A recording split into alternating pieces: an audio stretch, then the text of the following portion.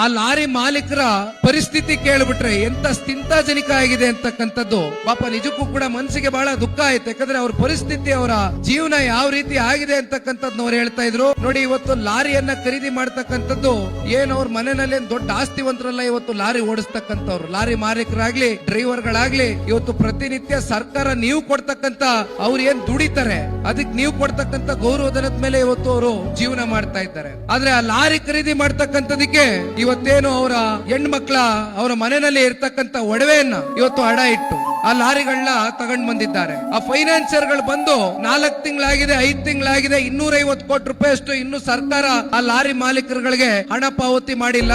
Financier ಗಳು ಬಂದು ಗುತ್ತಿಗೆಗಳಲ್ಲೇ ನಿಂತಿದ್ದಾರೆ. ಇವತ್ತು ಲಾರಿಯನ್ನ ಸೀಸ್ ಮಾಡ್ತೇವೆ ಅಂತಕ್ಕಂಥದ್ನ ಹೇಳ್ತಾ ಇದ್ದಾರೆ ಅಂತ ಪ್ರತಿನಿತ್ಯ ಯಾವ್ದಾದ್ರು ಒಂದ್ ರೀತಿ ಸರ್ಕಾರ ಇಡುತ್ತಾ ಇದೆ. ಭ್ರಷ್ಟಾಚಾರ, ಹಗರಣ, ಸುಳ್ಳು, ಮೋಸ, ನಿಷ್ಠಾವಂತ ಅಧಿಕಾರಿಗಳ ಮೇಲೆ ತೋರಿಸ್ತಕ್ಕಂತ ದರ್ಪ, ಇವೆಲ್ಲವೂ ಕೂಡ ಇವತ್ತು ರಾಜ್ಯದ ಜನತೆ ನೋಡಿ ಬೇಸತ್ತು ಹೋಗಿದ್ದಾರೆ.